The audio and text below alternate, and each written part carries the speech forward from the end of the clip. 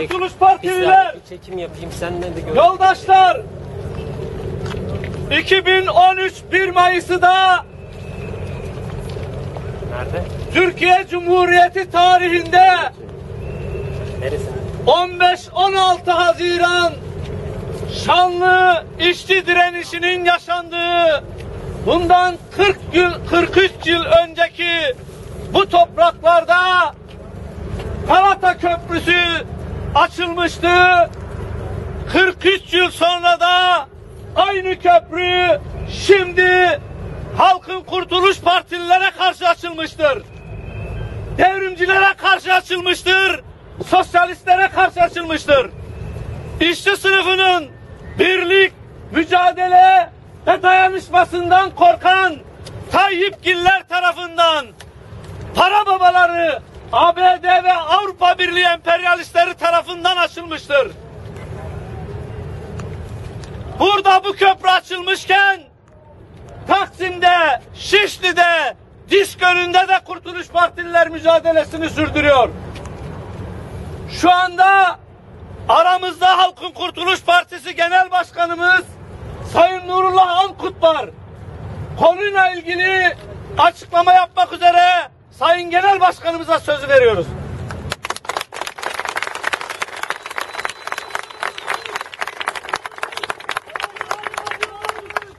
Halkız, haklıyız, kazanacağız. Halkız, haklıyız, kazanacağız. Sevgi ve saygıdeğer yoldaşlarım, saygıdeğer medya emekçileri, ne yazık ki bu 1 Mayıs'ı da dünyada belki de benzeri görülmemiş bir şekilde yasaklarla, halka uygulanan zulümlerle kutluyoruz. Ama bir tek açıdan mutluyum. 43 yıl önce üniversite öğrencisiydim. Yine o zaman da aynı şekilde işçi sınıfımızın sendikalaşma özgürlüğünü elinden almak için faşist yasalar çıkardılar. Demirel hükümetiydi o zulmü yapan. Ve işçi sınıfımız ona karşı ayaklandı. Ve ben de devrimci bir genç olarak Eyüp'ten yürüyerek işçi sınıfımızla Unkapalı yolundan buraya geldik.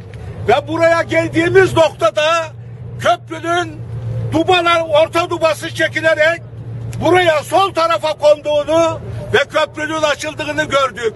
O zaman da buradaydım. Ve ne yazık ki bugün de yine tüm dünyada birlik, mücadele ve bayram olarak kutlanan işçi sınıfımızın bu kutsal gününü kutlamak için harekete geçtiğinde yine aynı zulümle karşılaştık.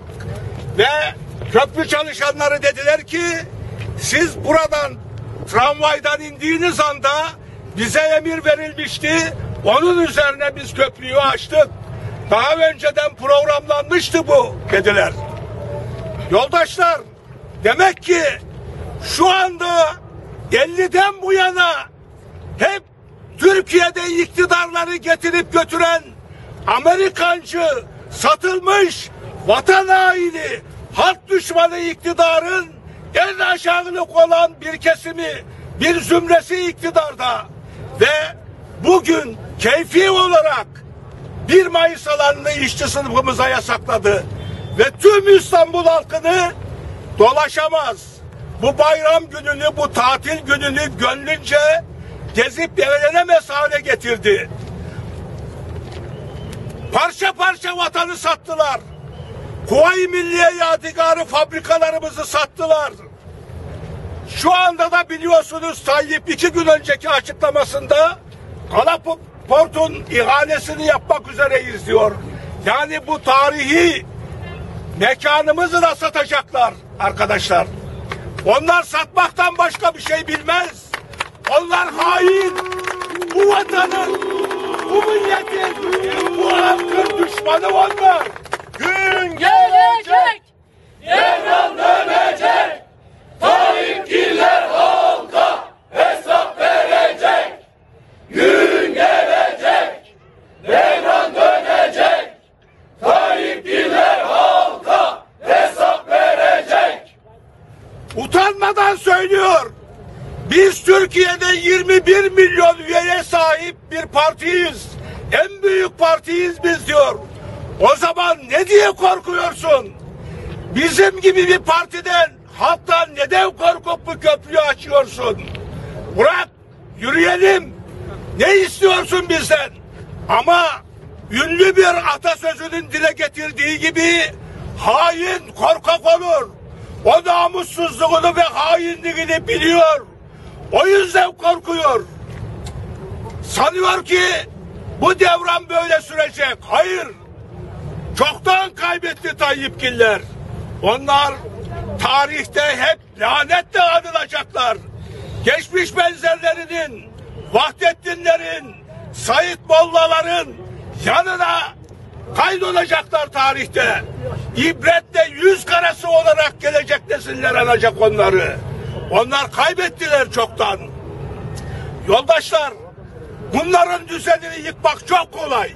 Yıkabiliriz ama bizi de içimize girerek, ajanlar sokarak 40 parçaya böldüler. Eğer devrimci güçler birlik olabilsek, işçi sınıfımızı harekete getirebilsek, inanın bunlar bir yıl bile iktidarda kalamazlar. Ama parçalanmışlığımız yüzünden bize bu zulümleri uyguluyorlar. Ama bu böyle sürüp gitmeyecek. Muhakkak ki gitmeyecek. Belki bu yaştaki arkadaşlar bunların düzeninin devrildiğini göremeyeceğiz. Ama sizler mutlaka göreceksiniz. Tarihin çarkı bazen böyle aynı paralelde gider. Bazen bayır aşağı gidiyormuş gibi gider. Ama genel doğrultu hep iyiye, hep güzele, hep devrime doğrudur. Bu kaçınılmaz. Bunu sizler yaşayacaksınız yoldaşlar. Korkak Tayyip hesap verecek. Korkak Tayyip hesap verecek. Korkak Tayyip hesap verecek. Yoldaşlar, ne yazık ki bugün de bu kutlu günü burada kutlamış oluyoruz. Ama şundan emin olalım ki sonunda kazanan biz olacağız. Halkız, haklıyız, yeneceğiz, kazanacağız.